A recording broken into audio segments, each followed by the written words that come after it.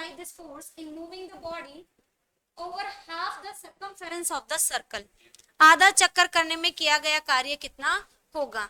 देखिए बच्चों, अगर नॉर्मली आपको पूछा जाता कि हाफ साइकिल के लिए डिस्प्लेसमेंट कितना होगा तो वो तो 2r हो जाएगा, लेकिन यहाँ पे डिस्प्लेसमेंट का तो कोई रोल ही नहीं है। क्यों नहीं है? क्योंकि जब भी हम सर्कुलर पाथ के अबाउट घूमते हैं तो डिस्प्लेसमेंट इधर होता है और फोर्स का डायरेक्शन अंदर की ओर, तो दोनों के बीच का कोण कितना हो जाता है? 90 डिग्री। और जब भी थीटा 90 डिग्री होता है, वर्क डन क्या हो जाता है? 0 हो जाता है। तो ऑप्शन क्या हो जाएगा? बी। इजी वन, क्लास में भी किया। नेक्स्ट देखिए, the same retarding force is applied to stop a train. The train stops after 80 metre. If the speed is double then the distance will be. Do it. आप लोगों के पास 1 minute का समय। हाँ, हो गया? क्या है आंसर? 4 टाइम्स। और बताइए।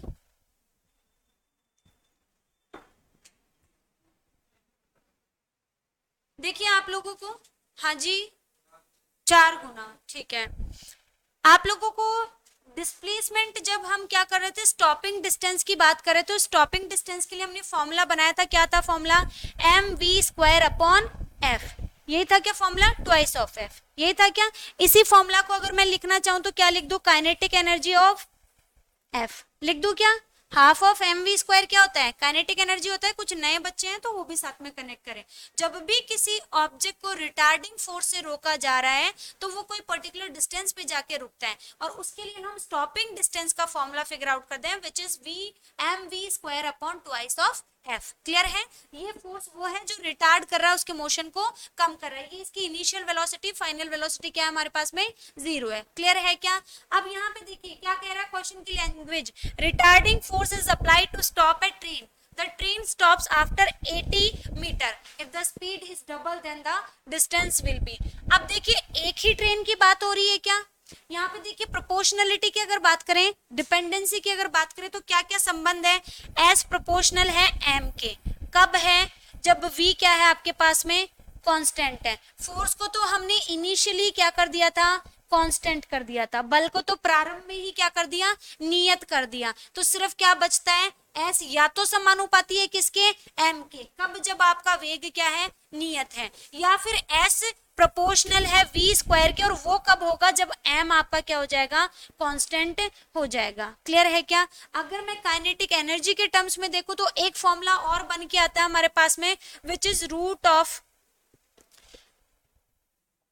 p² upon 2mf। बन के आता है क्या? काइनेटिक एनर्जी को p² अपॉन 2m भी लिख सकते हैं क्या? अगर आप यहाँ पे मोमेंटम को कांस्टेंट करते हो, अगर संवेग की बात होती है, तो ये क्या हो जाएगा? m के व्युत्क्रमानुपाती हो जाएगा। क्लियर है क्या? और अगर आप मास को कांस्टेंट करते हो तो क्या हो जाएगा? p के प्रोपोर्शनल हो जाएगा। डन है क्या? क्लियर? काफी सारे 4 से 5 फॉर्मूले डिराइव किए थे। अब यहाँ पे लैंग्वेज में क्या कह रहा है? स्टॉपिंग डिस्टेंस निकालनी है। फर्स्ट केस में क्या दे रखी है? 80 मीटर दे रखी है। इफ स्पीड इज डबल्ड, एक ही ट्रेन की बात हो रही है तो ट्रेन का द्रव्यमान बदलेगा क्या? नहीं बदलेगा ना। यानी इनडायरेक्टली हमें सिर्फ इतना याद रखना है कि यहाँ पे s प्रोपोर्शनल होगा किसके? v² के।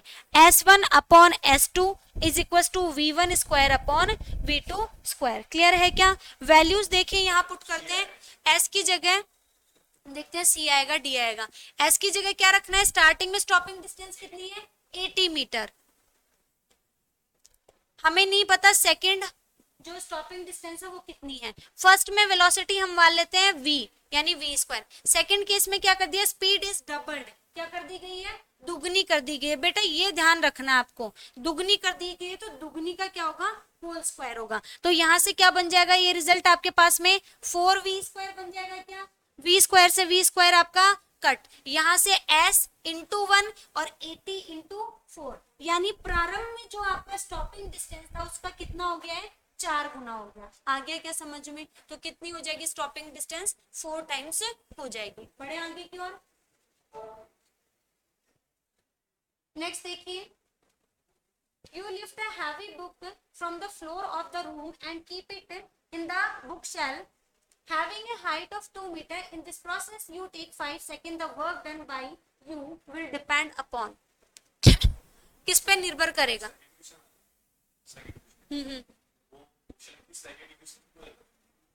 मोशन की, हाँ क्या दे रखा है वहां पर एक्सेलरेशन के रिस्पेक्ट में, सेकंड इक्वेशन से हाफ mv² से। तो वहां पे आप फाइनल इनिशियल वेलोसिटी को क्या ले रहे हो, यू ले रहे हो, फाइनल को 0 करो, डायरेक्ट प्रोपोर्शनल करो, वही बात। अच्छा एक चीज बताना, सेकंड इक्वेशन से क्या, s is equal to ut half at²। तो यहां से आपने कैसे रिलेशन निकाला, बाकी सारे इस क्वेश्चन पे ध्यान दीजिए, कैसे रिलेशन निकाला।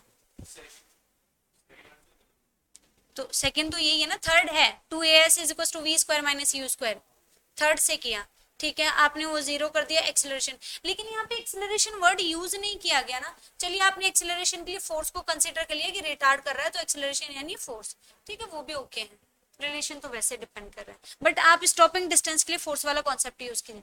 देखिए आया क्या आंसर, किस पे निर्भर कर रहा है किया गया कार्य है। एक बुक है जो ग्राउंड पे रखी हुई थी, उसको उठा करके आपने क्या रखा है, बुक शेल्फ में रखा है, तो किस किस के ऊपर निर्भर कर रही है, या तो पुस्तक के सहते यानी द्रव्यमान के ऊपर डिपेंड कर रही है और लिए गए समय पे डिपेंड कर रही है।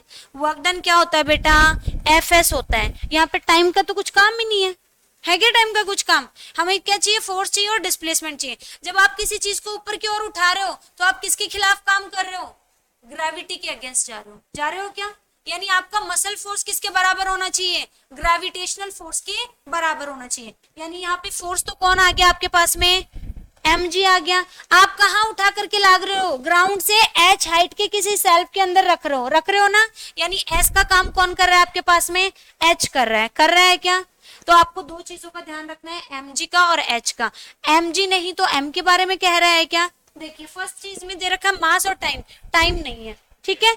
सेकंड में दे रखा है weight of the book and height of the book shelf, बिल्कुल सही बात है। आप किसको उठा रहे हो, बुक को उठा रहे हो, तो mg क्या होता है आपके पास में, बुक का भारी होता है क्या, किताब का भारी है क्या, और h क्या है, हाइट है। तो ये सेकंड ऑप्शन करेक्ट है, देख लेते हैं फिर भी। Height of the book shelf and time बिल्कुल नहीं है, टाइम के बारे में कोई जिक्र नहीं होगा। Mass of the book and height of the bookshelf, only mass पर डिपेंड नहीं कर रहा है, ये किस पे डिपेंड कर रहा है, वेट के ऊपर डिपेंड कर रखा है, और लास्ट में टाइम भी दे रखा है, तो टाइम हट जाएगा। डन है, बढ़े आगे क्यों।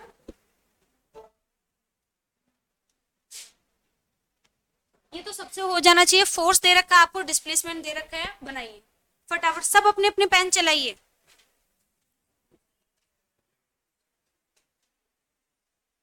ये ऑनलाइन वाले बच्चों को मैं बता दिया था कि मैम तेज पढ़ाती है, 4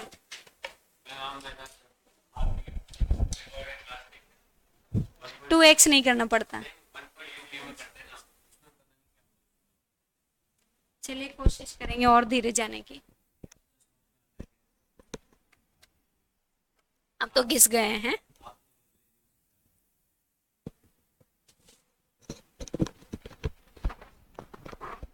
हो गया सबका ऑप्शन आ रहा है क्या, डी बालिकाओं हो रहा है, नहीं हुआ। 4 10 आ रहा है, 10 जूल। देखिए आपको वैल्यूज दे रखी है, एग्जाम में कैसे करना है उस पर ध्यान देते हैं। सिंपली आपको ध्यान रखना है W इज इक्वल टू क्या होगा, F डॉट S, यानी क्या करना है, डॉट प्रोडक्ट, I को I से, J को J से, K को K से। यहाँ देखिए 5I 6J, 6 5 J, I dot I क्या हो जाएगा 1, ठीक है। यहाँ से देखिए J, इसमें J है क्या, नहीं, यानी 0।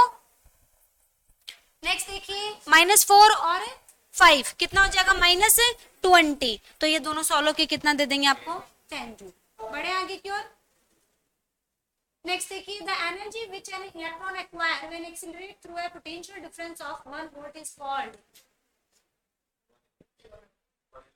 1 इलेक्ट्रॉन वोल्ट। आपको परिभाषा में भी बताया गया था कि 1 इलेक्ट्रॉन वोल्ट क्या है, 1 वोल्ट के पोटेंशियल डिफरेंस के अंदर किसी भी इलेक्ट्रॉन को मोशन करवाने के लिए रिक्वायर्ड एनर्जी होती है। तो ये क्या हो जाएगी, 1 इलेक्ट्रॉन वोल्ट, जस्ट डेफिनेशन।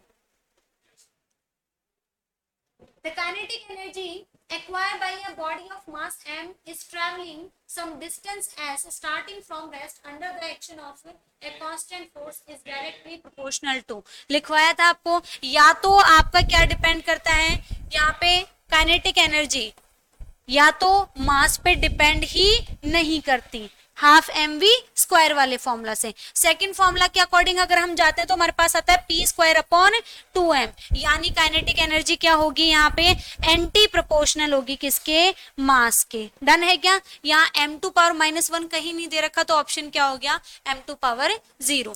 जब भी क्वेश्चन में जिक्र हो किसके बारे में, p के बारे में, नियत संवेग का नाम दिया गया हो, कांस्टेंट मोमेंटम कहा गया हो, तो डायरेक्टली आपको क्या देना है, m⁻⁻1। और उस स्थिति में आपको दोनों ऑप्शन देखने को मिलेंगे, m⁻0 भी और m⁻⁻1 भी। क्लियर है? बढ़े आगे की ओर।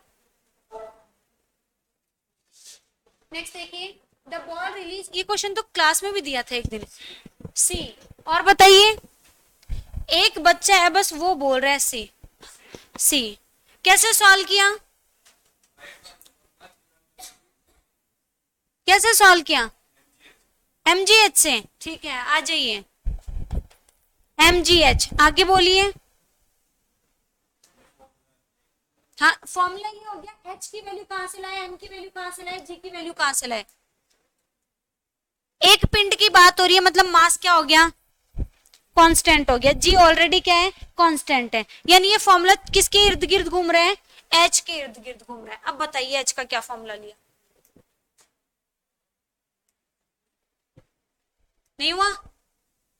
अगर आप लोगों को याद हो तो जब हम मोशन पढ़ रहे थे तो हमने एक फॉर्मूला पढ़ा था, फोर्थ इक्वेशन ऑफ मोशन पढ़ी थी। क्या क्या कहती थी, जब भी आपको nवे अंतराल के बाद में विस्थापन निकालना हो, n टाइम डिफरेंस के बाद में अगर आपको क्या निकालना हो, डिस्प्लेसमेंट निकालना हो, तो ये कॉन्सेप्ट यूज करना है।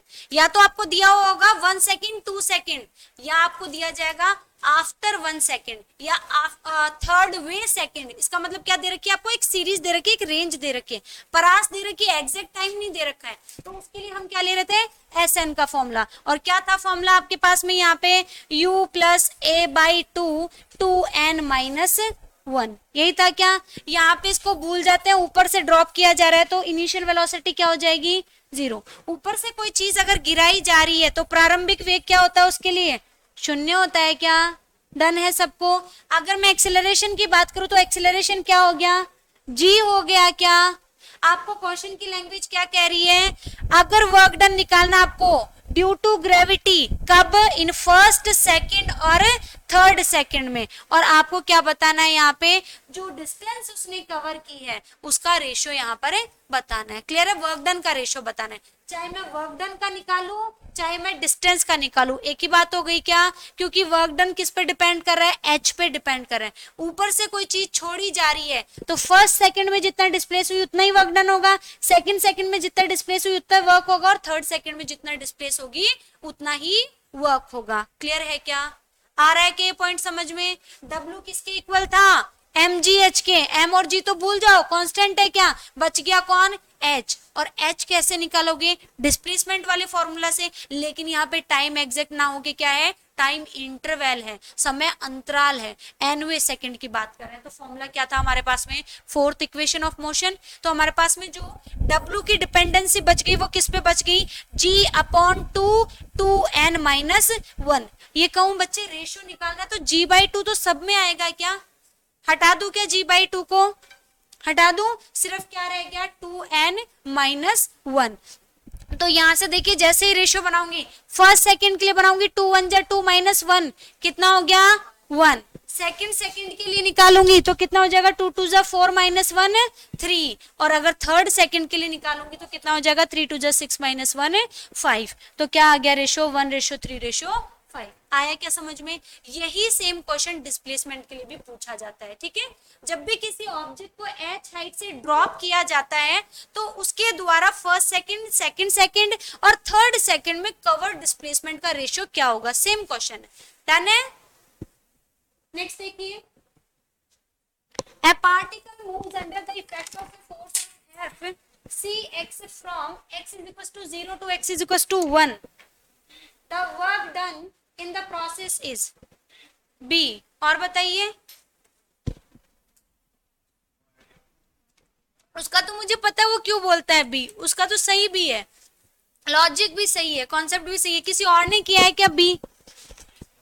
नहीं आता। देखिए पहली चीज तो आपको क्या दे रखा है, फोर्स दे रखा है, कैसा है फोर्स, कांस्टेंट फोर्स है या वेरिएबल फोर्स है, फंक्शन ऑफ डिस्प्लेसमेंट दे रखा है क्या, स्थिति का फलन दे रखा है, यानी क्या हो गया वेरिएबल फोर्स। और वेरिएबल फोर्स दिमाग में आते हैं W बराबर क्या होगा आपका F डॉट डी आर, हो जाएगा क्या, बस आपको वैल्यूज रखनी है। W is equal to F का वैल्यू कितना है सी एक्स, और किसके रिस्पेक्ट में निकालना है आपको, limit x is equal to 0 से लेके कहां तक लेना है आपको x1 तक लेना है, यही करना है। और किसके पदों में निकालना होगा x, यहाँ r का मतलब क्या, तीनों डायरेक्शन, लेकिन हमें सिर्फ x में निकालना है। c कांस्टेंट है, बाहर छोड़ दिया, x को डिफरेंशिएट करोगे कितना हो जाएगा, एक्स स्क्वायर बाई 2 हो जाएगा क्या, तो यहाँ से आपका क्या हो जाएगा एक्स स्क्वायर बाई 2, लिमिट लगाओगे x1 से कहां तक 0 तक, 0 का कोई मतलब नहीं है, तो कितना आ जाएगा half of C X 1 square, ठीक है क्या, बढ़ू आगे की ओर। नेक्स्ट देखिए, कल ही दिया था ये क्वेश्चन, आगे सबका सी ऑप्शन, बालिकाओं हो रहे, हो गया सबका, हो गया था सी। हमें ध्यान रखना सिर्फ एंटी प्रोपोर्शनल है किसके, के, तो क्या हो जाएगा 1500 रेशो 3000 नाव के क्या हो जाएगा 3000 रेशो 1500, ठीक है, बढ़ू आगे की ओर। हाँ जी, natural length of a spring is 60 centimeter and its spring constant is 4000 newton per meter. A mass of 20 kg is hanged from it.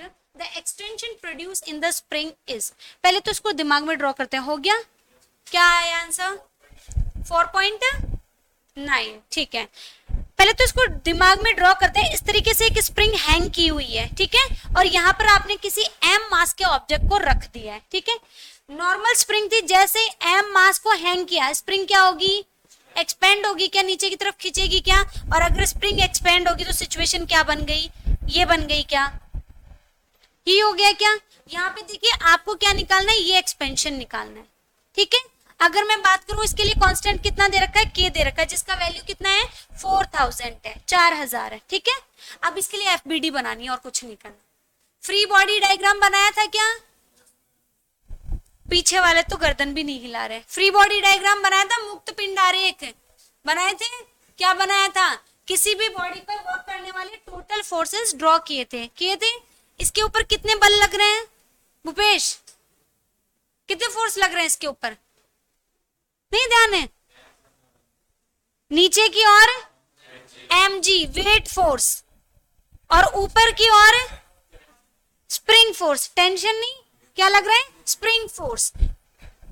अगर यहाँ पर देखिए कोई मोशन हो रहा है क्या, नहीं, सिर्फ एक्सपेंशन होके रुक गई है, यानी इसमें विस्तार होके ये रुक गई है, कोई गति नहीं हो रही ना, यानी यहाँ पे इस बल और इस बल का योग बराबर कितना हो जाएगा 0 हो जाएगा क्या। अगर कोई मोशन नहीं है, यानी नीचे की तरफ जो फोर्स है उसका मैग्नीट्यूड किसके बराबर है, ऊपर की तरफ जो फोर्स है उसके बराबर है, यानी क्या हो जाएगा Fs is equal to mg, ठीक है क्या।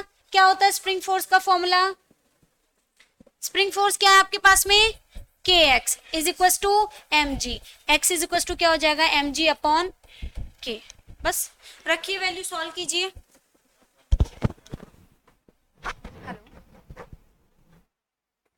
आप डोरबेल बजा दीजिए भैया प्लीज।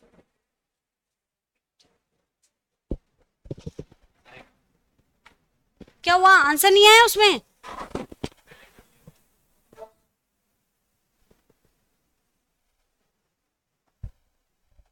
अभिजीत सिर्फ मैथमेटिक्स करनी है।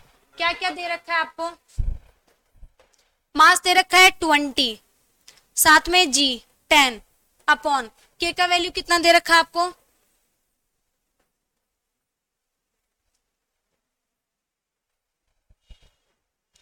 सॉल्व कर लोगे क्या 1/20 को,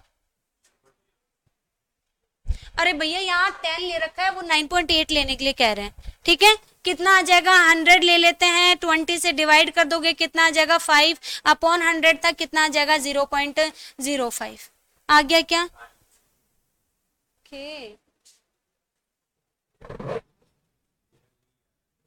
एक सेकेंड, 20 इंटू, अच्छा हाँ, पर स्प्रिंग की लेंथ का तो हमें यूज ही नहीं करना है ना, स्प्रिंग लेंथ की तो जरूरत ही नहीं है, नेचुरल लेंथ से क्या मतलब है, हमें तो एक्सपेंशन ही चाहिए ना, एक्सटेंशन जो हुआ है वही तो निकालना है। 20 × 10 डिवाइडेड बाई 9.8 ही लेके करते हैं, देखिए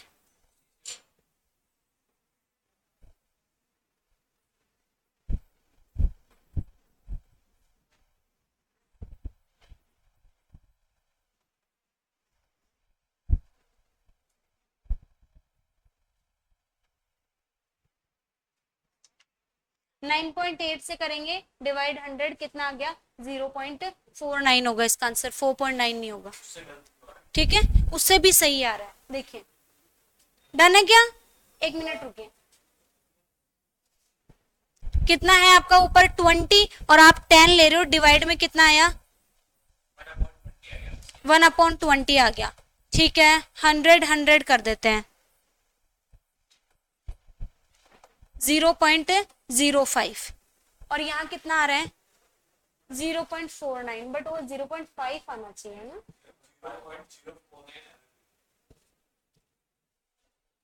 0.49 ही आ रहा है बच्चे उससे। अरे रुको, देखो 20 × 9.8, पॉइंट हटा दिया, डिनोमिनेटर में 10 और कितना आ गया 4000, ठीक है डन, कितना हो गया 100, हाँ बिल्कुल सही बात है, 1000 आ रहा है ना डिनोमिनेटर में, ठीक है ट्वाइस, ऑप्शन में गलत हो सकता है, बट फिर भी ऑप्शन में गलत हो सकता है, 0.049 हो सकता है, ठीक है हाँ, नहीं अभिजीत तुम कहाँ गलत हो सकते हो, हम मान रहे हैं हम गलत है। आगे बढ़ते हैं, देखिए two bodies of masses m1 and m2 have equal kinetic energies. If p1 and p2 are their respective momentum, then ratio of p1 and p2 is, direct है क्या, लैंग्वेज है, क्या हो जाएगा बी ऑप्शन हो जाएगा।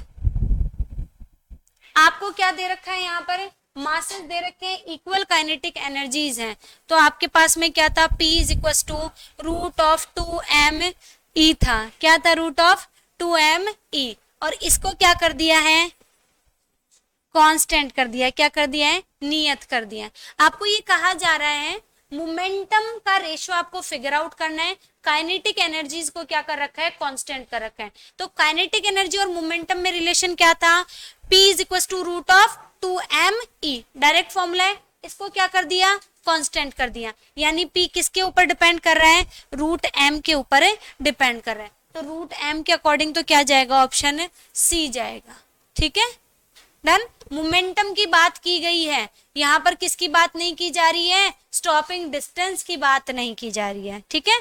आपने ये जो लगाया ना, ये स्टॉपिंग डिस्टेंस वाले फॉर्मूला से p²/2m से किया है, ठीक है। हाँ तो पूछा किसका रेशियो है, मोमेंटम का पूछा है या फिर स्टॉपिंग डिस्टेंस का, ठीक है। बढ़े आगे की ओर, नेक्स्ट देखिए, a body at rest have, क्या क्या होता है बॉडी के पास में जब वो रेस्ट पर होती है, रेस्ट पे मतलब गति नहीं कर रही, और गति नहीं कर रही तो v = 0 और जो जो चीजें v से संबंधित है सबके सब 0 हो जाएंगे क्या। बॉडी के पास में वेलोसिटी है क्या, नहीं। बॉडी के पास में p = mv है क्या, नहीं। क्या बॉडी के पास में स्पीड होगी क्या, क्योंकि वेलोसिटी और स्पीड का मैग्नीट्यूड तो क्या होता है सेम होता है। एनर्जी, अब एनर्जी कैसे है, काइनेटिक एनर्जी नहीं है लेकिन टोटल एनर्जी तो है ना, यानी सम ऑफ पोटेंशियल एंड काइनेटिक, तो यहाँ पे रह गई कौन है पोटेंशियल एनर्जी, डन।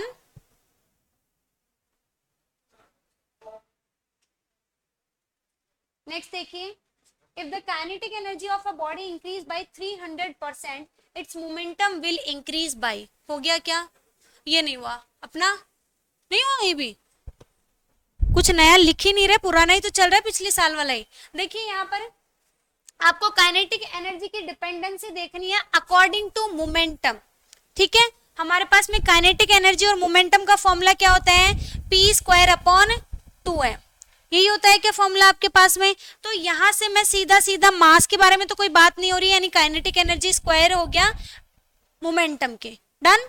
तो यहां से फॉर्मूला क्या बन जाएगा, E1 E2 is equal to p1/p2², ठीक है क्या।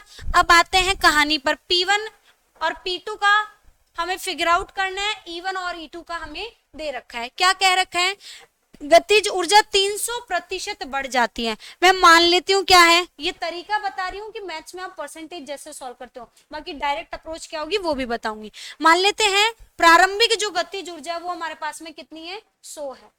तो सेकंड टाइम पे काइनेटिक एनर्जी कितनी हो जाएगी, प्रारंभिक में कितना ऐड करोगे आप, प्रारंभिक का कितना, 300%।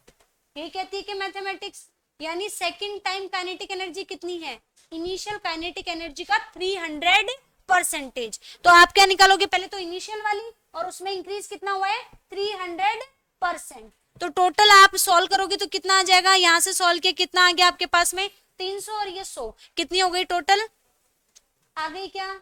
बस इस फॉर्मूला में ये चीजें पुट करनी और कुछ नहीं करना। यहां से देखिए, जब आप मोमेंटम के बारे में बात कर रहे हो तो मैं यहां से स्क्वायर को हटा के इधर रूट कर दूं क्या, अगर ऐतराज ना हो तो। मैंने जैसे ही इधर रूट किया, E1 का वैल्यू कितना है बच्चों, E2 का वैल्यू कितना है, P1 का वैल्यू कितना है नहीं पता, P2 का वैल्यू कितना है नहीं पता, और आपको P1 और P2 का वैल्यू ना पूछ के क्या पूछा, परसेंटेज चेंज पूछा है, ठीक है क्या। यहां से देखिए आप कट करेंगे कितना आ जाएगा आपके पास में, 1/2 इज इक्वल टू P1/P2। जैसे ही आप इसे सॉल्व करेंगे क्या आ जाएगा, क्रॉस मल्टीप्लाई करेंगे, P2 is equal to twice of P1, यानी सेकेंड टाइम पे जो मोमेंटम है वो फर्स्ट टाइम में जो मोमेंटम है उसका कितना हो गया, 2 गुना। कोई भी राशि 2 गुनी कब होती है, जब 100% बढ़ोतरी होती है क्या, जब 100% इंक्रीज होती है तभी क्या होता है, आपका वैल्यू डबल होता है ना। तो यहाँ पे परसेंटेज चेंज कितना आ जाएगा, 100%। एक सेकेंड और रुकिए, एक सेकेंड और, क्या यहाँ पर अगर किसी को ये डाउट हो कि मैम आपने यहाँ पे 2 टाइम्स हो गया, 2 गुना हो गया, तो सीधा लिख दिया 100%। अदरवाइज आपको फॉर्मेट से अगर सॉल्व करना हो तो कैसे सॉल्व करेंगे, प्रतिशत चेंज के लिए आप क्या करोगे, क्वांटिटी में परिवर्तन कितना आया, पहले P1 थी अब कितनी हो गई है 2P1, यानी चेंज कितना आ गया P1 का। इनिशियल वैल्यू कितनी है, प्रारंभिक मान कितना है मोमेंटम का, P1 इंटू 100। परसेंटेज के लिए यही तो करते हो, चेंज बटा ओरिजिनल वैल्यू इंटू 100, यही करते हो ना। चेंज कितना आया 2P1 माइनस P1, कितना चेंज आ गया, P1 के बराबर आ गया, और ओरिजिनल वैल्यू कितनी थी P1 इंटू 100, कितना परसेंटेज चेंज आ गया, 100% चेंज आ गया, ठीक है क्या। इसमें एक और प्रॉब्लम बता देते हैं, कुछ बच्चे इस क्वेश्चन को सॉल्व करना स्टार्ट कर देते हैं किसके बिहाफ पे, E प्रोपोर्शनल P स्क्वायर के बिहाफ पे। वो क्या करेंगे, डेल E अपॉन E निकालने के लिए वो क्या कर देते हैं, 1/2 of del P upon P, ये कॉन्सेप्ट लगा देते हैं एरर वाला। आप लोगों ने अभी तक एरर से रिलेटेड एक भी क्वेश्चन नहीं किया तो आप लोगों को ध्यान में नहीं होगा। जब भी आपको परसेंटेज चेंज की बात की जाए तो हम क्या लगा देते हैं, एरर कॉन्सेप्ट। लेकिन यहाँ पर ये नहीं कहा इतना परसेंट चेंज हुआ है, यहाँ पे लैंग्वेज में ये दिया गया ओरिजिनल वैल्यू से 300% और अधिक बढ़ के आई है। ये फॉर्मूला कब लगेगा, अगर मैं कहूं इनिशियल काइनेटिक एनर्जी के रिस्पेक्ट में 2 टाइम्स हो गई है या 2% हो गई है। इनिशियल का कितना हो गई है, 2% हो गई है, या इनिशियल से 2 टाइम्स हो गई है। प्रारंभिक का 2% हो गई या प्रारंभिक से 2 गुनी हो गई। इस तरीके की लैंग्वेज हो तो आप एरर फॉर्मूला लगा सकते हो। लेकिन यहाँ पर क्या कहा गया है, प्रारंभिक से 300% बढ़ाया गया है, 300% इंक्रीज। यहाँ पे टाइम्स नहीं बताया, गुना नहीं बताया, क्या बताया, उसमें बढ़ोतरी बताई है, तो उसमें हम एरर कॉन्सेप्ट नहीं लगा सकते। डन है क्या, चलूं आगे की ओर। आया क्या सबको समझ में, नहीं है, किसने कहा नहीं है। If the stone is thrown up vertically and returned to ground, the potential energy is maximum. कहां पर होगी, एट द मैक्सिमम हाइट। आज ही की क्लास में बताएं, जब अधिकतम ऊंचाई पर होगा तो आपकी पोटेंशियल एनर्जी भी क्या होगी, मैक्सिमम होगी।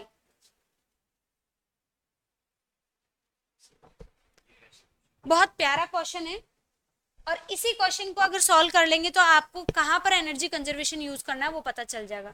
एक बॉल है, उसको यहां से छोड़ा गया। जो बच्चे पुरानी क्लास में थे सर्कुलर मोशन में, उन लोगों को पता होगा एक सर्कल बनाने के लिए क्रिटिकल कंडीशन की बात की थी मैंने। की थी क्या? एक सर्कल पूरा करने के लिए मैंने कहा था एक क्रांतिक स्थिति आती है, क्या कहती है क्रांतिक स्थिति?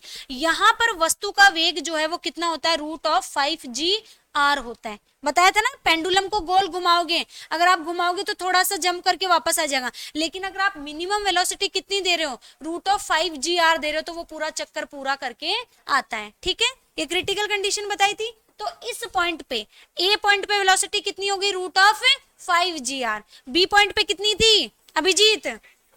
3g r। और सी पॉइंट पे कितनी थी? g r। ठीक है, ये तीनों वैल्यूज आपको ध्यान में रखनी है। डन। अब यहां से देखिए, यहां से कोई चीज ड्रॉप की जा रही है, यहां से अगर छोड़ी जा रही है h ऊंचाई पे, तो यहां पर कौन सी ऊर्जा होगी? यहाँ पे सिर्फ और सिर्फ क्या होगी? Potential energy. जब पिंड यहां पहुंच गया तो उसके पास सिर्फ क्या होगी? ऐसा थोड़ी है कि नहीं जुड़ गई, रास्ते में कोई नहीं जुड़ी ना, यानी पोटेंशियल एनर्जी, इसको ए नाम दे रखा है। Potential energy at point A बराबर क्या हो जाएगी? Kinetic energy at point B. बस इतना सा करना। इन्होंने ये पूछा what is the ideal velocity, या फिर क्या पूछा आपको? रेडियस पूछिए। हाँ, what is the ideal radius of the circle? इस सर्कल की वो आदर्श त्रिज्या क्या होगी जिसके लिए यहां से गिराई गई वस्तु ये पूरा चक्कर ले लेगी? तो यहाँ पर जितनी ऊर्जा होगी उसी एनर्जी को तो यहाँ से ऊपर जंप करने के लिए दोबारा यूज करेगी, यही चीज होगी ना। और यहाँ से जब ऊपर जंप करेगी तो ये चक्कर पूरा होने की क्रिटिकल कंडीशन हम पिछले चैप्टर में पढ़ के आए, यहाँ पर मिनिमम वेलोसिटी कितनी होनी चाहिए? √5g r होनी चाहिए। क्लियर है क्या? आया क्या समझ में? हमें सिर्फ वैल्यू रखना है। यहाँ पर कितनी है? mgh।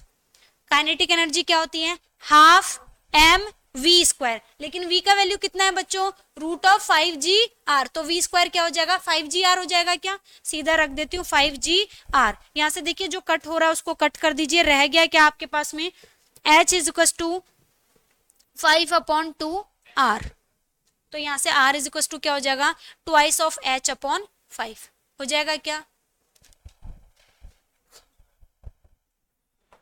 2 को उधर ले जाइए, 2h/5 सॉल्व करेंगे। 2 × 5/5 कितना आ गया आपके पास में? 2। आंसर है क्या? D option. और जो बच्चे पुरानी क्लास में प्रेजेंट थे उनमें उनको तो मैंने ये ड्रॉ करके भी बताया था वहां पर भी, और वहां पर भी ये बताया था कि एक लूप कंप्लीट करने के लिए आइडियली किस हाइट से ड्रॉप करना चाहिए, ये फॉर्मूला भी वहां पर हमने लिखा था। r = क्या होता है? 2h/5 होता है। क्लियर है क्या? और जी ग्रेविटेशनल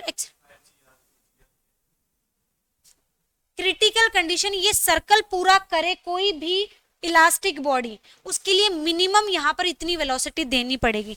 एक चीज है उसको इस तरीके से घुमाया गया, चक्कर पूरा किया क्या? नहीं किया ना। लेकिन मैंने बहुत मैक्सिमम वेलोसिटी दी तो चक्कर पूरा किया ना। यानी वो मैक्सिमम वेलोसिटी कितनी देनी है? वो क्या है? √5g r। वो √5g r आपने यहाँ से दी, यहाँ बढ़ेगी तो वही आपका ब्रैकेट के बाहर L1 - cos थीटा से आप सॉल्व करोगे तो यहाँ पर कितनी आ जाएगी? √3g r। और यहाँ पर कितनी आ जाएगी? g r। ठीक है क्या? नेक्स्ट देखिए, सेम कॉन्सेप्ट है। पता चल रहा है कि क्या करना है? What is the velocity of a bob of a simple pendulum at its mean position? Mean position का मतलब होता है साम्य स्थिति। साम्य स्थिति यहाँ पर है, x बराबर क्या है? यहाँ पर 0। यहाँ पर सिर्फ क्या होती है? काइनेटिक एनर्जी होती है। If it is able to rise to vertical height of 10 centimetre, यहाँ से इधर फेंकी गई तो इसकी ये जो ऊंचाई जो इसने कवर की है वो ऊंचाई कितनी दे रखी है उन्होंने? 10 सेंटीमीटर।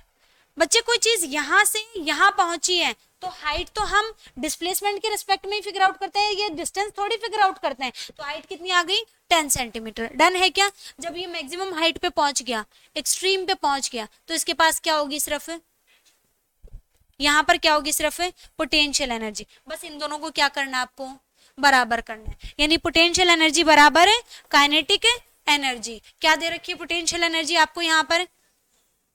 mgh। और काइनेटिक एनर्जी की बात करूं तो क्या हो जाएगी? ½ mv²। क्या पूछा आपको? It is able to rise vertically of 10 centimetre. आपको वेलोसिटी पूछी है। यहाँ से देखिए जो कांस्टेंट था वो कट गया।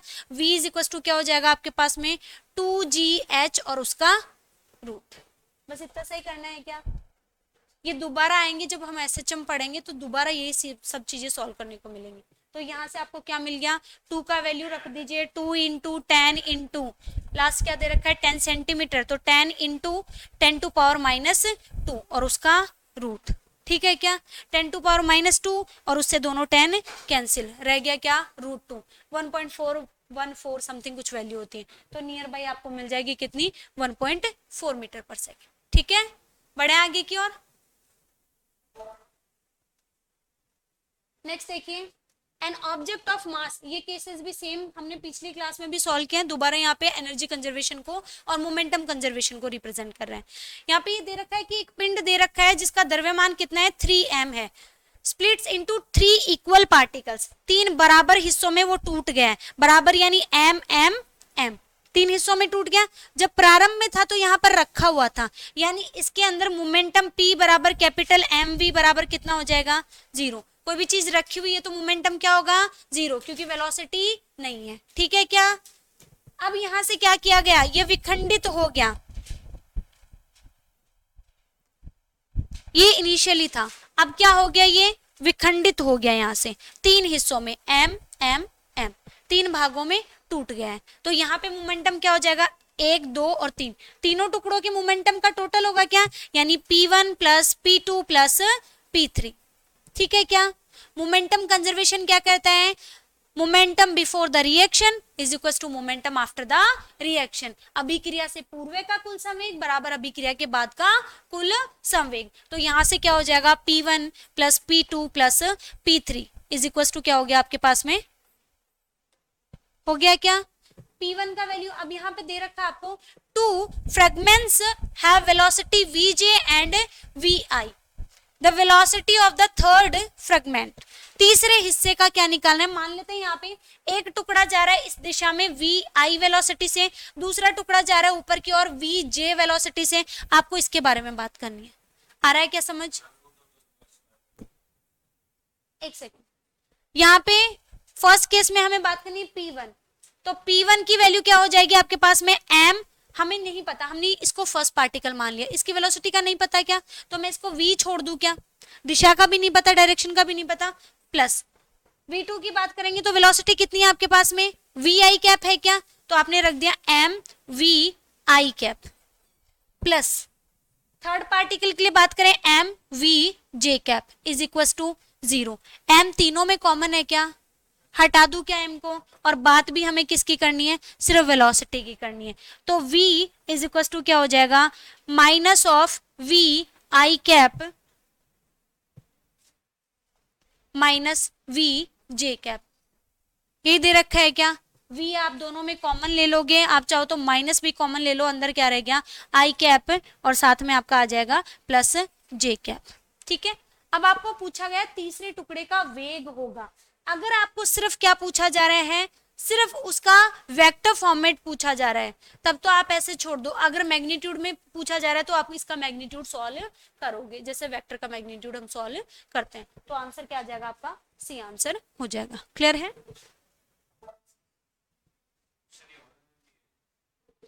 वही फॉर्मूला है आप जो बता रहे हो मैग्नीट्यूड के लिए। ठीक है, अब लास्ट जो केसेस रह गए वो पावर के हैं,